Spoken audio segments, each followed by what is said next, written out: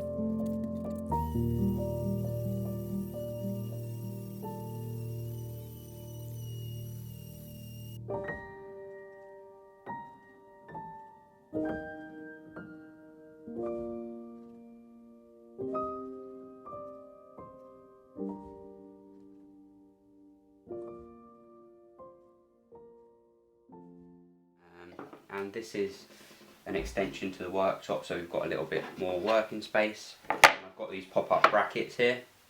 Again, I'll put links in the descriptions if you want to get some of these.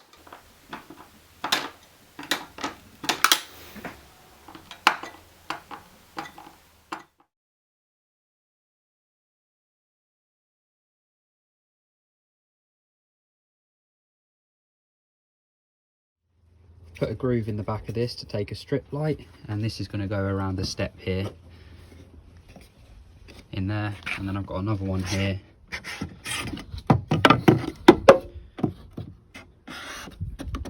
which goes in there. I apologise, but I'm now going to have to skip a few steps as my SD card unfortunately got corrupted during the making of this video. My Mercury's in retrograde at the moment, if that means anything to you. Technology is not really on my side. I've had a few little mishaps here and there, so I managed to pay to get the footage recovered off that SD card, fortunately. So I've got some footage for this video, but like I said, I've had to skip a few steps, so I'll talk you through that now. That's the end unit finished up. This cupboard door drops down into a table. It's got this piece of rope here which holds it up, but I want to change this to a metal chain to make it a bit stronger. I've got a couple of switches on here. This one's for the awning light up there, and this one down here is for the entrance lights, which it's got a strip light running around the step here. I'll show you this a bit later on when it gets dark. And that light up there, just so you can see up into the van. Put a new piece of mat on the step to neaten it up, and this carpet strip across here to tidy up the edges. And then on the end here, we've got our worktop extension, and that just pulls up, clicks in, and then you've got this nice strong work area. You just pop them up and it slides back out of the way. I also managed to find a new sink plug hole for our baby Belfast, one of these click clack ones. We're using a bit of Osmo oil just to protect the pine from any moisture. We're just going for the natural pine look on the ceiling.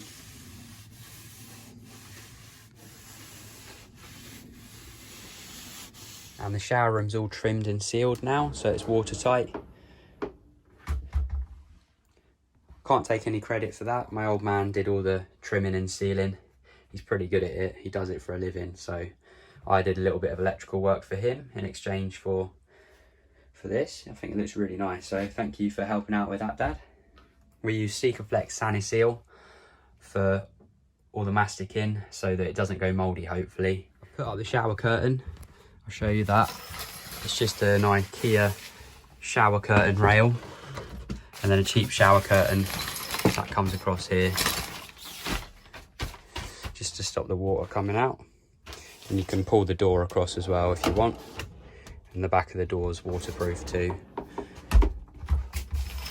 You've got this little gap at the top as well to let the steam out, and then you've got the extractor fan directly above the shower room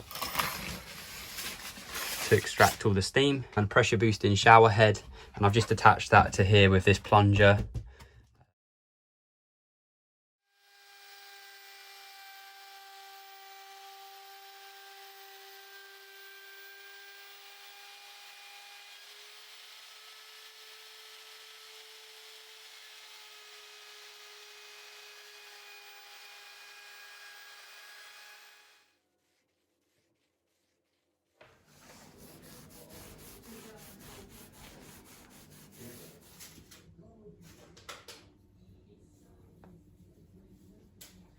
And here we have the tabletop for the Lagoon style table leg. I showed you that in the previous video. So I'm now just going to attach the base plate to it, making sure it's in the middle-ish. I've off-centered it slightly, just so it suits our design. It comes with stainless steel screws, which is nice.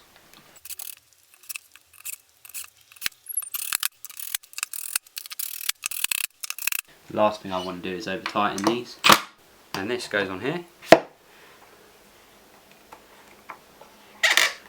I've installed this oak tabletop. This is just a piece of worktop that I got off the selling page, and I cleaned it up oiled it, and it's come up really nice. I know it's oak and it's quite heavy, but hopefully we'll still be under the weight limit for the van when I have it weighed. This makes quite a nice seating area. You can have the door open, look out at the view, and you've also got all the windows around here. It's like a panoramic seating area. You can do your laptop work here, eat your dinner if it's just one person, but if it's 2 people, then you can just swivel this around, and then wait, other way. I've offset it slightly so that it reaches the passenger chair there, so one person can sit here and have their dinner here, while the other person can sit in the passenger chair here, and this swivels around as well, so you can eat dinner across the table. And then when you're not using it, you can just tuck it around there. That's with all the handles fully tightened up. And then you've got this adjuster here as well, so you can loosen this one off and drop it down. It's a little bit stiff, but it works all right. If I had the extra money, I probably would have got the Lagoon one, not gonna lie to you, but you know, this one was under £100. Not bad. I've also painted this frame green now. It was wood before, but we thought it would look better green, so yeah, pleased with how that's looking. Somebody asked me a while ago what I'm going to do about these pipes running across the floor. They go from the water tank across here up to the shower mixer, and the simple answer is I'm going to make a box to cover them up. I wanted all the pipe work and joints accessible, just in case we spring a leak somewhere. It makes it easy to fix, so that's why I've done it like this. You could hide them in the floor, run them underneath the van, but then they're prone to freezing, so I thought I'd just keep them inside the van, run them across here, and then build a box for them. So that's what I'm going to do now. That's another little job ticked off the list. Boxing in the pipes. I think that looks all right. It's just made out of a couple of strips of this pine I had, and this is left over from an old futon. I'm going to have a curtain underneath the bed just to cover up or hide away anything that's stored in the garage area. I'm just finishing off the grouting on these tiles.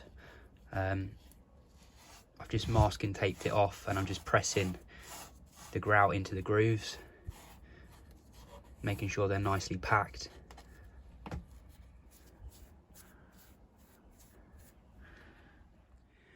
It's dark now, so as promised, I'm going to show you the lights inside the van. So that's the entrance light. This switch here is for the awning light.